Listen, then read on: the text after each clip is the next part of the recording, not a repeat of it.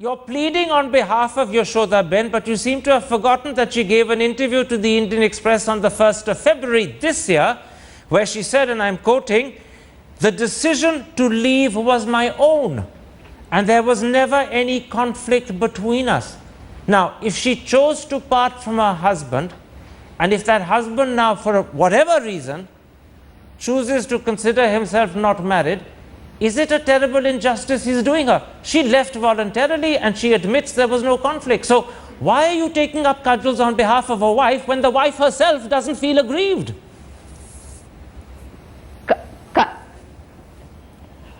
Karan, there are 2-3 issues related to this. First, when Yashodaben says that she has no complaints with Mr. Modi, you know our culture, even when a woman gets beaten up by her family, her husband, drunken husband, she would never go and complain to the police. That is what culture we Indian women follow.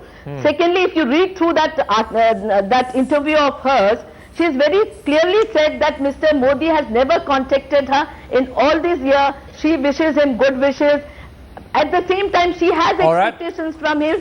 If you read through that entire interview, you will come to know. I accept the point. I accept the point you're making, but I'll point out to the audience that you're interpreting and interpolating and adding your own view to color her position. You have a right to do so. I'm not disputing it. Let me come to the most substantive issue. I want to come to what questions this raises. Karan, second point.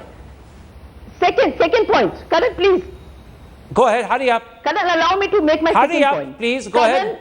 Did Mr. Modi not mislead the Election Commission and Well, I'm coming to that. I'm coming to that. Thank you. That's precisely the point I'm coming to. So pause a moment and let me take that point up with Yatin Oza. I want to come, Mr. Oza, to the consequences that have been revealed by Mr. Modi's full disclosure in his affidavit yesterday in Vadodara. Clearly, it follows that in the earlier 4 affidavits, he was less than honest. And I'm using that word very carefully. I'm not saying he lied, but he was less than honest. Can you deny that?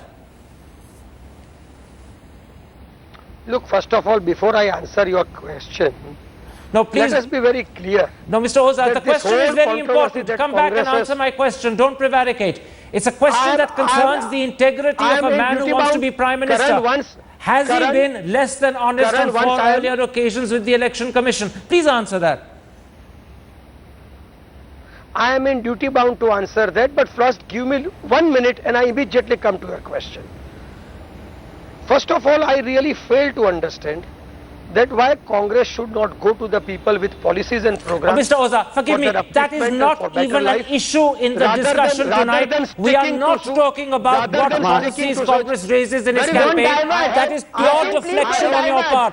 Mr. Oza, I insist that you answer my question without deflecting, because the people of India have a right to know, particularly if Mr. Modi wants to be their Prime Minister. Now, has he been less than honest on 4 earlier occasions? Please answer that. Yeah. Look, Karan, as I said, earlier 4 affidavits that he filed or the nomination that he filled in, he did not say that I am not married. Possibly, as I said at the outset, the marriage which is wide ab initio. Mr. Oza, he was less than honest. I didn't say he lied. I said he was less than honest. That's the question I'm asking you. By leaving that column blank, when he fully knew that he was married, he was being less than honest. Answer that. I didn't get your question. Please, can you repeat it? I will happily repeat it. By leaving the column blank, on 4 earlier occasions, when he knew he was a married man, he was being less than honest. Can you answer that? No, he is fully honest and was fully honest. By withholding information, you're not fully honest. Yes, he bona fidely carried an impression that marriage which took place 45-50 years back and did not last even for a couple of days. No, forgive me, you're wrong on that. You're wrong. Yashodaben, in her interview to the Indian Express, has said that she was with him for 3 years. So don't say it didn't last for a couple of days. She has told the Indian Express it lasted for 3 years. So let's come back to this issue. If a man... It has not really lasted for 3 years, and assuming that it has lasted. But Yashodaben says so. Over 45 years. Is she lying? Are you now making her into a liar?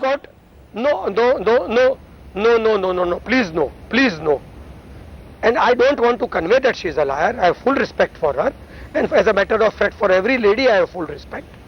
Every woman I have full respect. I won't say that. Pause a moment, Mr. Oza. Mr. Oza, pause a moment. I want to put this to you. I want to put this to you. 1 minute. No, just a moment. I'll give you a chance. Is a man who deliberately withheld information which he was required to make public to the Election Commission and withheld it for 13 years over 4 separate affidavits, and remember, an affidavit is a sworn document, is such a man fit to be Prime Minister of India? I am fully in agreement with you, but as I said, and I again repeat, marriage did last 3 years. They didn't stay together for more than couple of months. It is for all purposes a concluded marriage after 2 months of their marriage. One. Secondly, thing which happened 45 years back and which one bona fidely carries an impression that it is a matter which was a marriage void ab initio, or at least if not void ab initio, avoidable, and it has never resulted into a married life. Thought it fit. You mean it hasn't been consummated? Is that what you're saying? I don't think he commits any murder. Are you saying it hasn't been consummated? Is that the point you're making delicately? No, what I want to convey is, honestly and bona fidely, if somebody believes that he is not married, his marriage got rescinded. All right, Mr. Oza, 45 years Mr. Oza, back. let's not go around in circles. Let me put this to you. If Mr. Modi honestly believed that this was a marriage that wasn't really an established marriage, not a marriage in the eyes of the law, as you said earlier, then why didn't he put that down as a one-sentence explanation rather than leave it blank? Because if he'd been honest, he would have said, it's a defunct marriage, or we're separated. He could have said we're separated. He could have said we haven't lived together for 45 years. There are truthful ways of conveying the situation rather than leaving it blank, which is withholding information, which is being less than honest. Supposing he has not done that what ideally should have been done, you attribute motives to him simply because one would have expected him to do, but bona fidely he believed that what he does is right.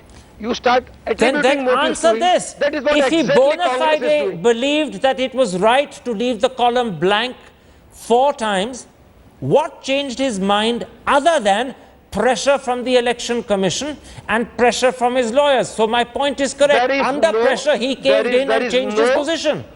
No pressure, no threat. Possibly under better legal advice. Karan, please let me come in. Wiser counsel prevail. Thank you. Better legal advice. All right. He suddenly realized he was walking into a trap of his own devising. He needed to be careful. Otherwise, he could face legal action. I want to come back to Shobha Oza, and I want to put this to you. Many people, whilst agreeing that Mr. Modi has handled this badly, would nonetheless turn around and say that this was a situation that goes back to the age of 17 when he wasn't an adult. It was very possibly a child marriage which isn't possibly even legal, wasn't legal then, isn't legal now, and therefore Mr. Modi's lapse, whilst being a lapse, is understandable. But listen to what your colleague Digvijay Singh said today. Digvijay Singh says, should the women of India trust a man who has shunned his wife? Now, when Yashodaben herself says the decision to leave was my own, clearly there's no question of shunning involved. So why are you stepping into a man's private life to make politics out of it? You wouldn't expect that if it happened with Sonia Gandhi or Rahul Gandhi. Why are you doing it for Narendra Modi?